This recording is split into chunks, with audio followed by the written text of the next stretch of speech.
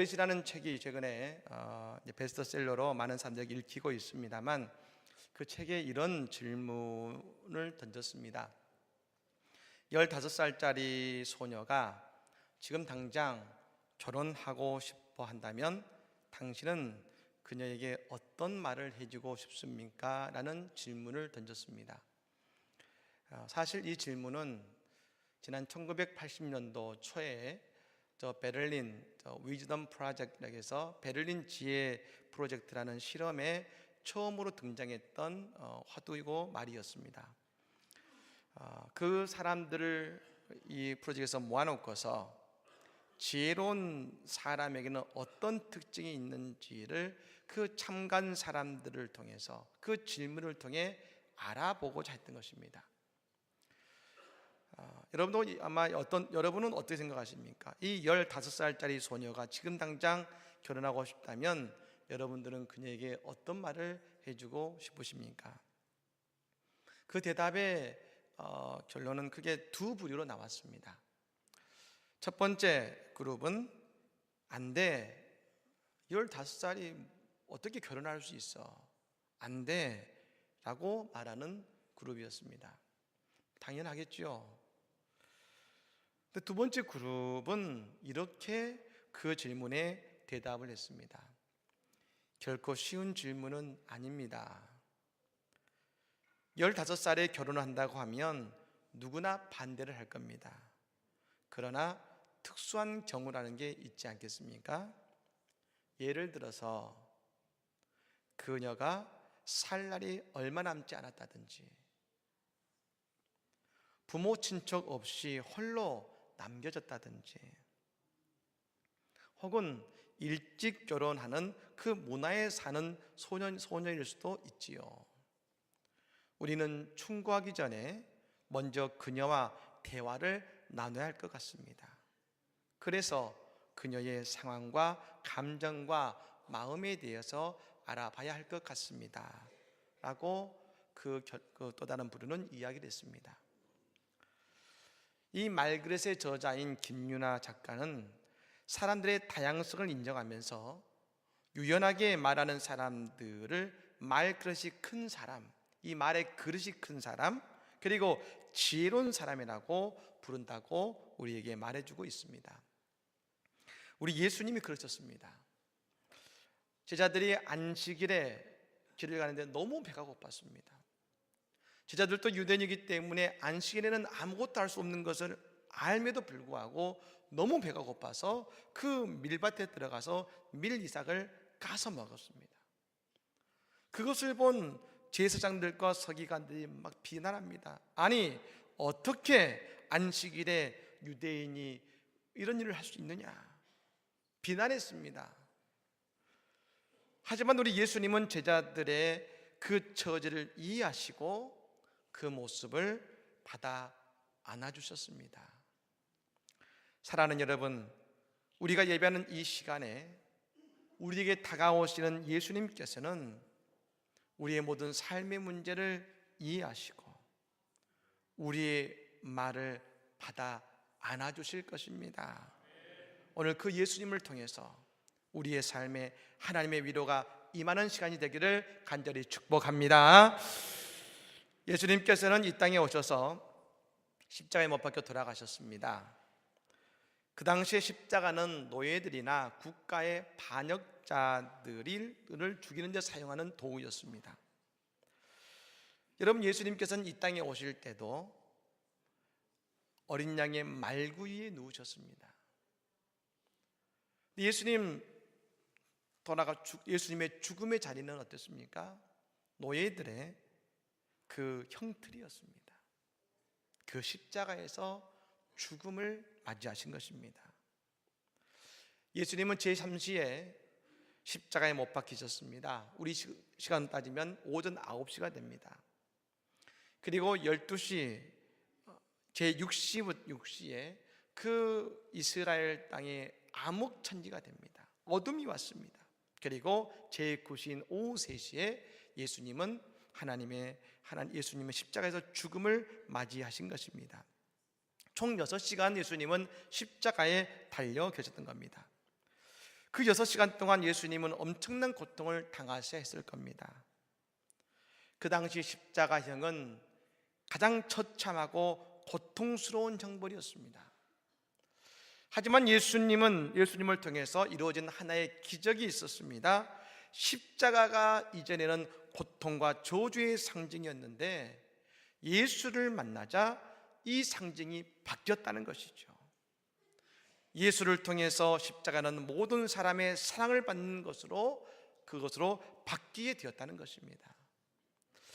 그렇습니다. 예수를 만나면 그 이전에는 어떠한 우리의 모습이든지 늘 우리가 상상할 수 없는 놀랍고 위대한 것으로 우리의 모든 것이 변화가 이루어진다는 것입니다.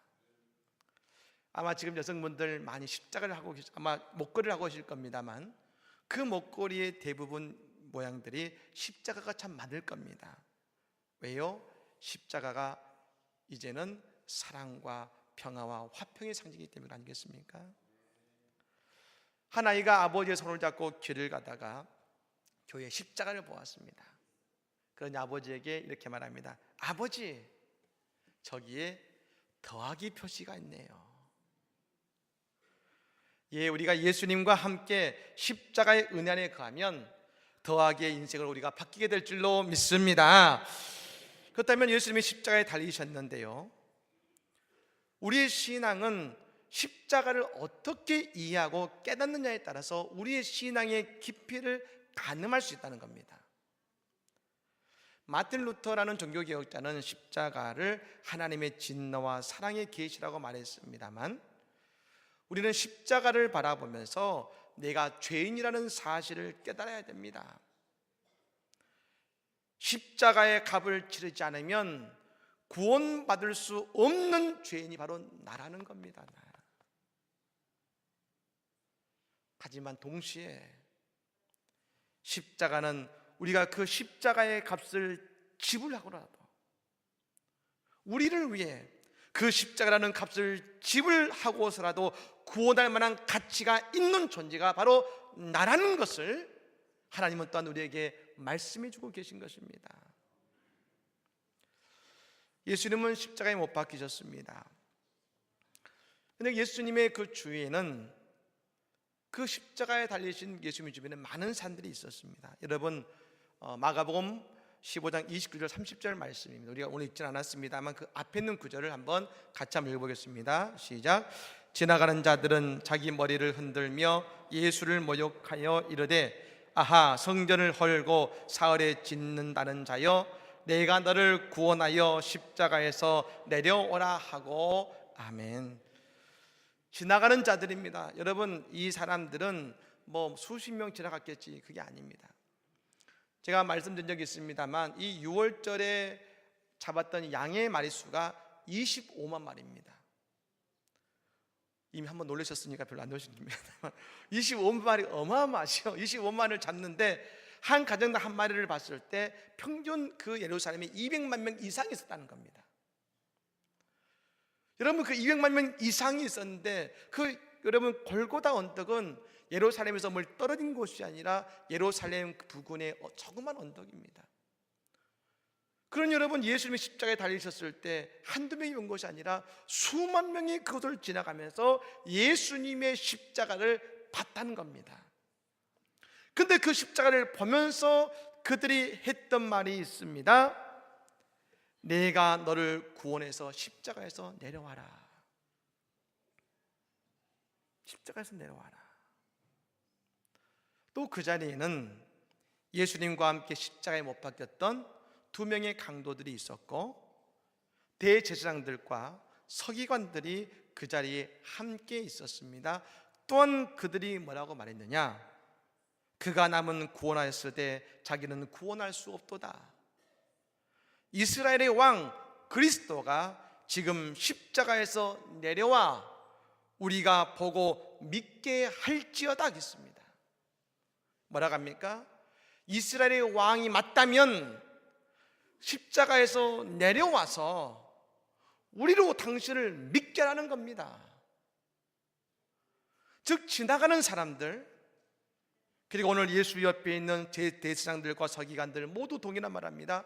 십자가에서 내려와서 우리로 믿게 만드십시오. 믿게 만드십시오.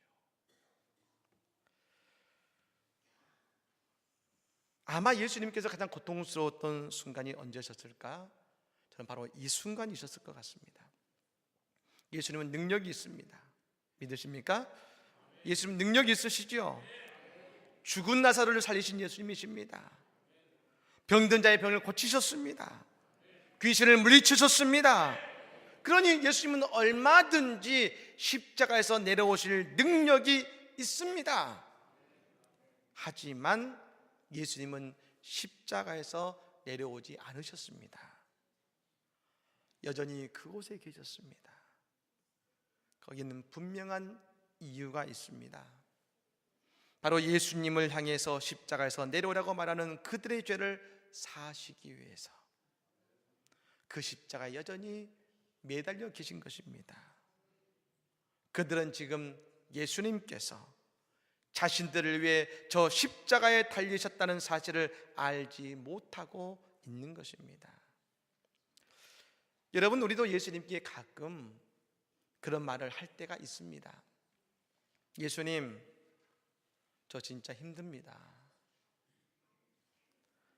저 십자가 위에 계시지 말고 저에게 내려와서 저를 좀 도와주세요. 그러면서 예수님, 내 병이 나으면 믿겠습니다. 내 사업이 잘 되면 믿겠습니다.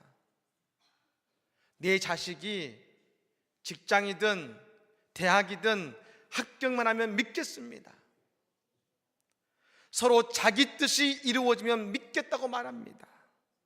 어서 십자가에서 내려오시라고 우리도 부르짖지만 예수님은 여전히 응답 없이 십자가에 매달려 계시는 겁니다. 여러분, 예수님께서 공생을 시작하기에 앞서서 40일 금식하며 기도하셨습니다. 그 금식을 마치셨을 때 우리가 생각할 때는 천사가 먼저 와서 예수님을 경배할 것 같았는데 천사보다 먼저 온 존재가 있었습니다. 마귀가 먼저 와서 예수님을 시험했습니다. 근데 뭐라고 시험했습니까? 내가 만일 하나님의 아들이라면 이 돌들이 떡덩이가 되게 해라. 만일 내가 하나님의 아들이라면. 하지만 예수님은 그 사탄을 물리치셨습니다. 예, 우리는 예수님께서 하나님의 아들이시니까 우리가 원하는 대로 해 주시기를 원합니다. 그러나 예수님은 우리의 인생의 모든 문제를 해결하는 길이 다른 것에 있는 것이 아니라 십자가에 있다고 우리에게 말씀하시는 것입니다. 우리의 문제 해결은 다른 것에 있는 것이 아니다. 오늘 문제가 있느냐? 이 문제 지나가면 다른 문제가 온다. 파도가 지나가면 그 뒤에 또 다른 파도가 오는 것처럼 인생의 문제가 하나가 지나가면 그 뒤에 또 다른 문제가 오는데 오늘 이 문제가 중요한 것이 아니라 이 문제를 해결할 근본의 원인이 중요한데 그것은 십자가밖에 없다는 것입니다. 우리에게 어려운 문제와 근심과 죄 가운데 살아가는 이유가 있습니다. 하나님께서 날마다 우리에게 공급하시는 은혜와 축복의 통로가 우리의 죄 때문에 막혀버렸다는 겁니다. 그런데 여러분, 이 막혀진 통로, 끊어진 통로를 오직 예수 그리스도의 십자가를 통해 이어지게 하셨고 그 통로를 통해서 우리에게 하나님의 은총의 강이, 능력의 강이, 소망의 강이 강같이 흐르게 하신 것입니다. 그렇습니다. 예수님의 십자가는 우리를 살리고 우리를 일으키시는 하나님의 능력임을 믿으시기를 바랍니다. 그 예수님께서 그 십자가에서 제9시까지 고통을 당하셨습니다. 그리고 이 제9시가 되셨을 때 말입니다. 십자가에서 이렇게 외치셨습니다. 엘리 엘리 라마 사박다니, 나의 하나님 어찌하여 나를 버리시나이까.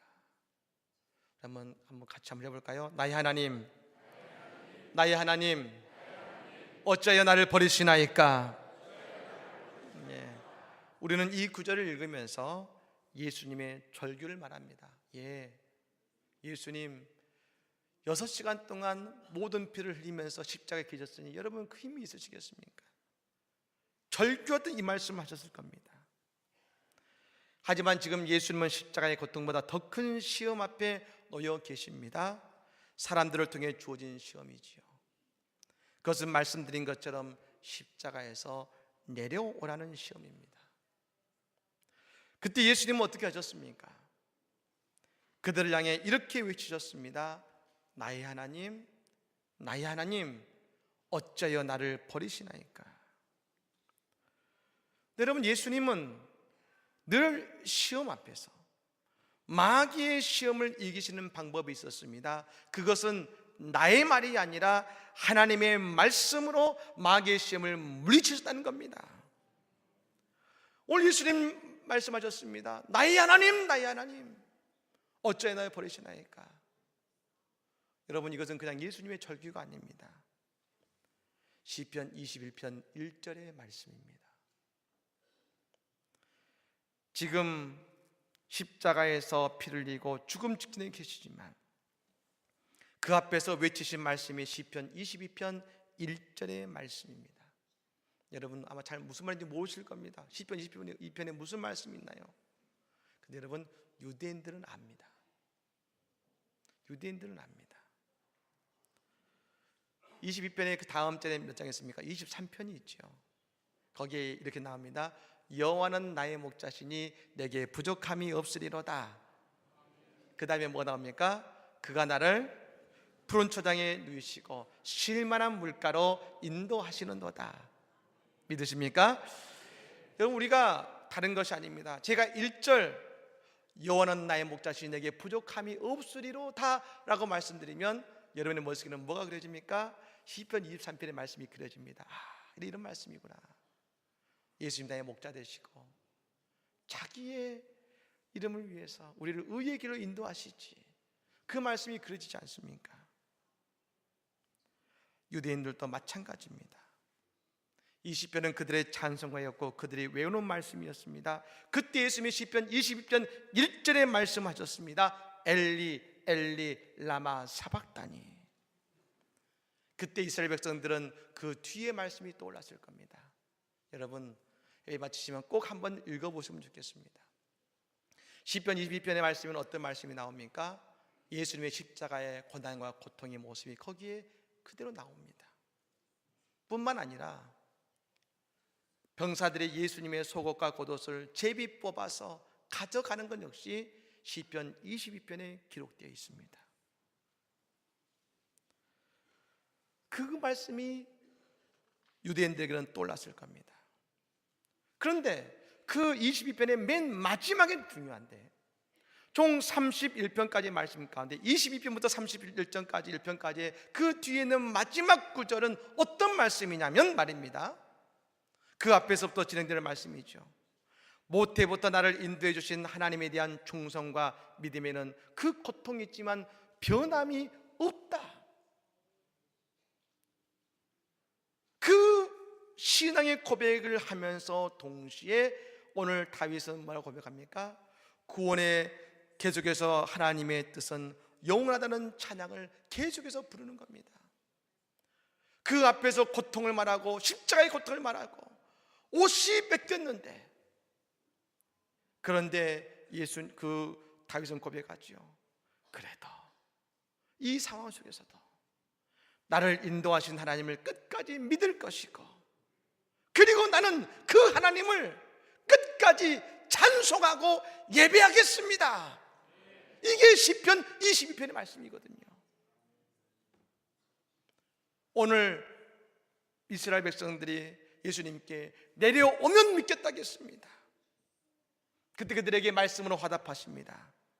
내가 비록 응답이 없으시는 하나님 앞에 서 있는 것 같지만, 내가 지금 죽을 것 같은 죽음 앞에 서 있지만, 그러나 하나님은 여전히 나와 함께 계시며 나를 통해 하나님의 뜻은 이 땅에서 이루어지고 있다.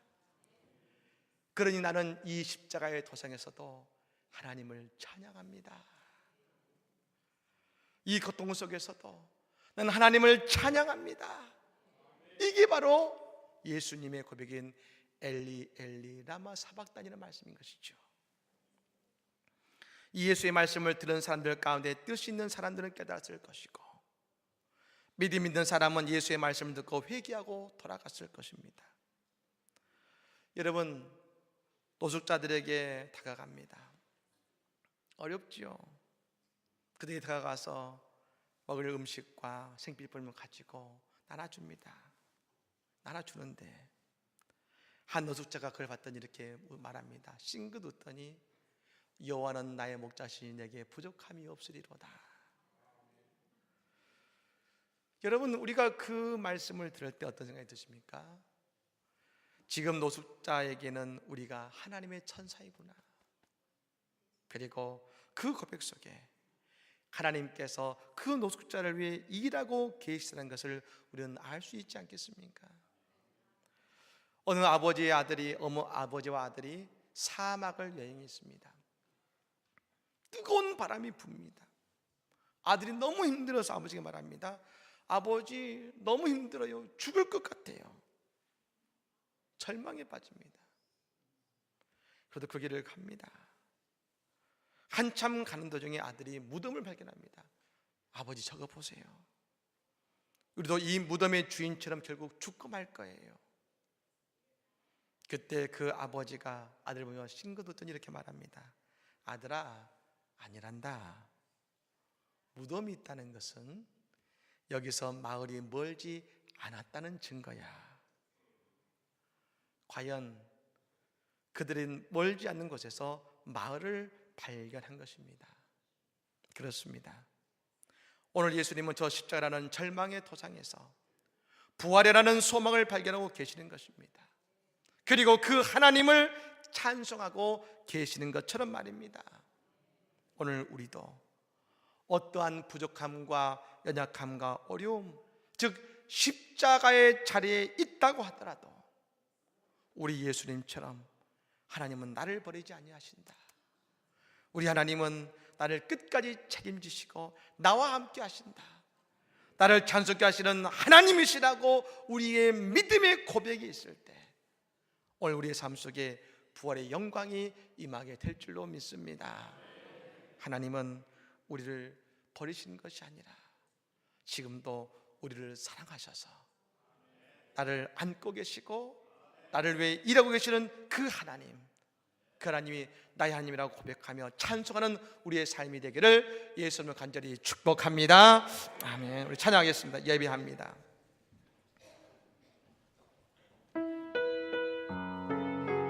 안전하신 나의 주님,